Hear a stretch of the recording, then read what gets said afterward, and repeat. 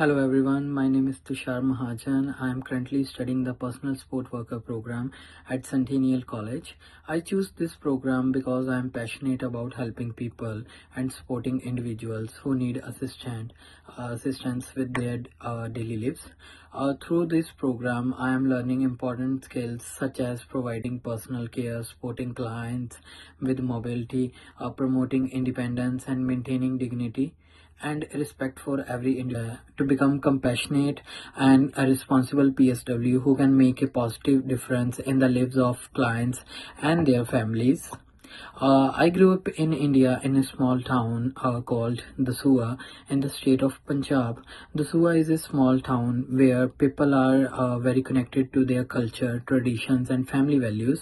I was raised in a close-knit family. My family includes my parents and siblings, and we always supported each other. In our home, respect for elders, hard work, and education were very important values. For my education, I completed my schooling in India. During my studies, I became interested in building a better future and gaining international experience. That is one of the reasons I decided to come to Canada to study at Centennial College. I choose Centennial College because it is known for its diverse environment, practical learning, and strong programs. I believe studying here will help me gain professional skills and knowledge so I can build a successful career and contribute positively to society. In my family, the person who usually holds the most status is the member, which is my father. This is mainly because they have more life experience and are responsible for making important decisions. However, my mother also plays a very important role in the family. She manages the household and provides emotional support to everyone. In traditional Punjabi families, gender roles can sometimes be defined. For example, men are often expected to manage financial responsibilities, while women may take care of their household tasks. However, these roles are gradually changing in modern society. Regarding extended family, in Indian culture, extended family members such as grandparents, uncles, aunts, and cousins are very important. Even if we do not live in the same house, we maintain close relationships. They provide emotional support, guidance, and help during important family events and celebrations. Belonging to a group, especially a religious or cultural community, is quite important in my life. A religion and culture provide guidance about values, traditions, and moral principles. In Punjab, religion also brings people together through festivals, community gatherings, and social support. These groups help people feel connected and give them a sense of identity. At the same time, I believe it is important to respect people who have different beliefs or backgrounds. In my culture, people sometimes prefer to keep their feelings private, especially when it comes to personal problems. However, I personally believe that sharing feelings with trusted family members or close friends can be helpful. When we share our problems, we can receive advice, emotional support, and different perspectives. I think it is important to talk about our feelings when we are struggling because it helps to reduce the stress and improves mental well-being. In my cultural background, people like physical contact is generally limited, especially between people who are not very close. For example, traditional communities in India, hugging or holding hands in public may not be very common. Instead, people usually greet each other respectfully with gestures like a handshake or traditional greetings.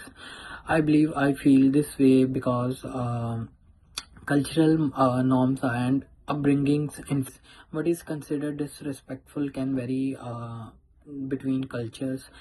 For example, in some cultures, direct communication is normal, while in others, it may be considered rude.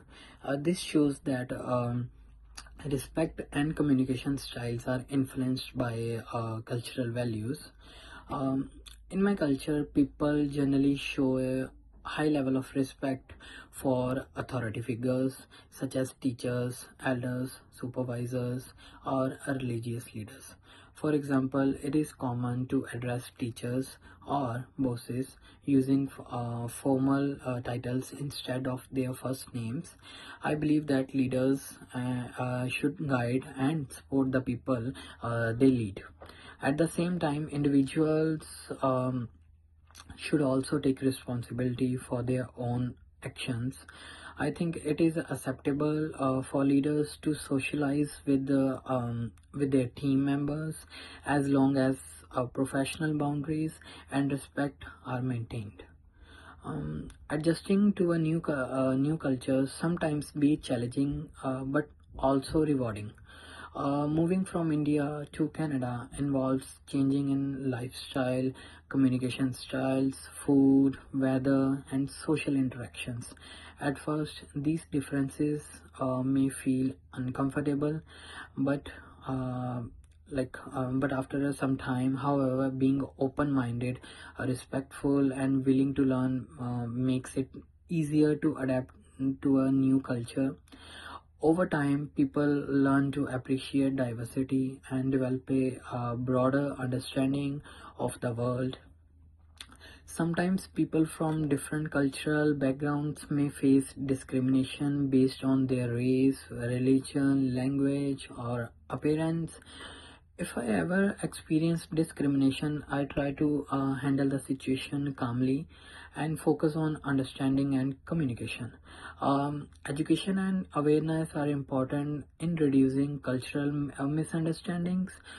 Canada promotes multiculturalism, which helps people from different backgrounds live together respectfully. When people move to a new country, they often experience culture shock. For example, when someone moves from India to Canada, they may notice differences in food, weather, communication style, and daily life. The cold weather in Canada and the different social behaviors can be surprising at first. However, over time, people adapt by learning about the culture, making new friends, and becoming more familiar with their environment. I see cultural differences as opportunities to learn and grow. For example, Canadian culture tends to be more individualistic, where independence and personal choices are highly valued. In contrast, Indian culture is often more family oriented and collective, where family decisions and traditions play a large role. Both cultures have positive aspects, and learning from different cultures, and it can help people become more understanding and respectful.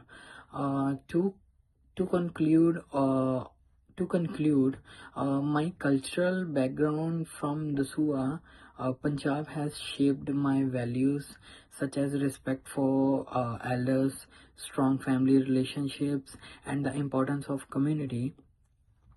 At the same time, living and studying in Canada allows me to experience cultural diversity